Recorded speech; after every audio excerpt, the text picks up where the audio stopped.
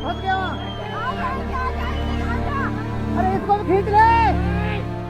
अभी ऑपरेशन को लेकर के क्या स्थिति है, क्या सिचुएशन है, क्या आगे तो यार एक्शन होगा? देखिए, धराली में आई आपदा के कारण मलबा काफी ज्यादा आ गया है और वहां पर बचाव के काम तेजी से चल रहे हैं।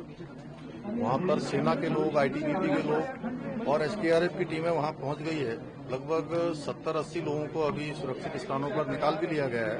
तो बड़ी मैं समझता हूं कि बहुत तेजी से ये बचाव का काम वहां पर हुआ है।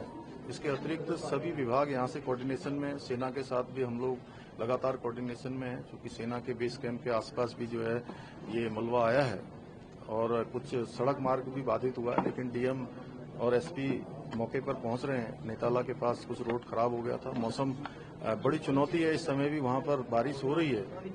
इसके अतिरिक्त यहाँ पर सभी प्रकार की अभी यहाँ समीक्षा की है। स्वास्थ्य विभाग अपने स्तर पर डॉक्टरों की तैनाती कर रहा है, दवाइयों की वहां पर तत्काल व्यवस्था कर रहा है, भोजन इत्यादि की व्यवस्था हो रही है और राशन वहां पर पहुंचे इसके लिए जिला पूर्ति अधिकारियों की, पुलिस विभाग ने लगभग 160 पुलिस के लोगों को 10 सीनियर अधिकारी और 3 एसपी रैंक के अधिकारी वहां नियुक्त किए हैं। 3 नोडल अधिकारी यहां से भी नियुक्त हुए हैं। मुख्यमंत्री कार्यालय से गृह सचिव शैलेश बघोली को इसके पूरे समन्वय की जिम्मेदारी दी गई है। आशीष चौहान पूरे जो हेली सेवाएं इत्यादि संचालित होंगी उन सब व्यवस्थाओं को संभालेंगे और जो रोड इत्यादि बनानी है उसके लिए पीडब्ल्यूडी डिपार्टमेंट के हमारे सचिव, सिंचाई विभाग के, चूंकि वहां पर एक झील भी बन गई है जिससे हालांकि पानी ऊपर से ओवरफ्लो होने लगा है, उसको भी डिस्चार्ज करना है। ऐसी सभी व्यवस्थाएं तत्काल पहुंचे। एक एक व्यक्ति की जान हमारे लिए बहुत महत्वपूर्ण है।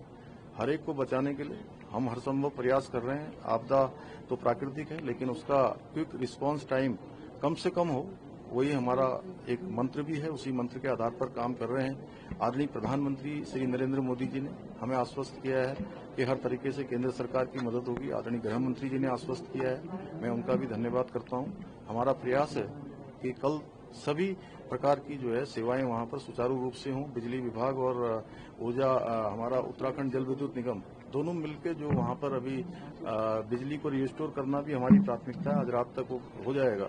इसके साथ साथ टावर भी वहां पर जो इससे प्रभावित हुआ है, जिसके कारण से कनेक्टिविटी की, फोन इत्यादि की जो इंटरनेट सुविधाएं वहां पर बाधित हुई हैं, उसको भी हम लोग तत्काल कर रहे हैं। और भी जैसा यथाकाल देश परिस्थिति और मुआवजे इत्यादि जो भी जिन लोगों के साथ भी ये प्राकृतिक आपदा का सामना जो कर रहे हैं, सरकार उनके साथ खड़ी है। एक एक व्यक्ति के साथ सरकार हर व्यवस्था को आगे करेगी और उन सबके साथ जो सहयोग है हर प्रकार की सहायता करेगी। वहां पर पोस्टमार्टम इत्यादि अन्य जो हताहत हुए हैं उनका जल्दी से जल्दी जो भी अन्य व्यवस्थाएं होनी है वो सब व्यवस्थाएं हम करेंगे। सर अभी तक कितने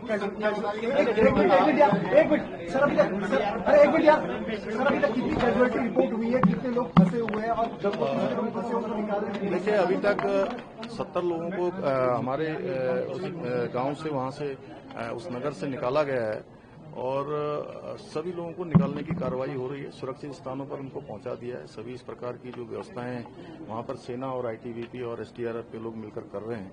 हमारी प्राथमिकता है एक एक व्यक्ति जो उसमें फंसा है उन सबको बाहर निकाला जाए। यात्रा को लेकर डिसीजन जो गंगोत्री रूट है या वहां पे यात्रा नहीं, कल हमने वहां पर स्कूल इत्यादि इमरजेंसी सेवाओं को छोड़कर हमने कहा है कि सभी सेवाएं वहां पर जो है सरकारी रूप से उनको अभी बंद किया जाएगा और जब तक सभी स्थिति सामान्य नहीं होती है तब तक जो है इमरजेंसी सेवाएं वहां पर चलेंगी। आप खुद भी दौरा करने वाले? हाँ, मैं 2 दिन वहां दौरा करूंगा। मैं कल वहां से रहूंगा, क्योंकि मौसम जैसा होगा। सेना से भी हमने हेल्प मांगी है कि एमआई हेलीकॉप्टर हमको मिल जाएंगे तो कुछ राशन पैकेट इत्यादि हम वहां पर लोगों को डालेंगे, ड्रॉप करेंगे और जिन लोगों को रेस्क्यू करना होगा उनको रेस्क्यू भी करेंगे। पिक्चर गई है पूरी, यहाँ जिस तरह आज आपदा आई पूरे देश भर में तस्वीर गई है। आप जो देश भर में लोग देख रहे हैं उनको क्या?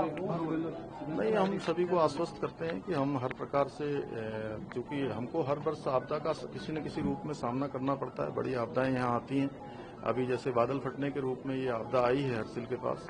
इससे पहले जो है कहीं लैंडस्लाइड के रूप में आती है, कहीं अतिवृष्टि के रूप में आती है, कभी हिमस्खलन के रूप में आती है। इसलिए हमारा क्विक रिस्पांस टाइम कम से कम हो, उस पर हमारा पूरा ध्यान रहता है, वही हम कर रहे हैं। लगातार हमने यहाँ पर हर एक विभाग की समीक्षा की है कि कौन सा विभाग कितनी तेज गति से लोगों को सहायता करता है। धराली में आपकी किसी से वार्ता हुई है? हाँ, धराली में मैंने एसडीआरएफ के वहाँ से जो लोग लगे हुए हैं उनसे वार्ता हुई है। उन्होंने कहा है कि हम लोग सबको सुरक्षित स्थानों पर जो भी मिल रहे हैं उनको निकाल रहे हैं।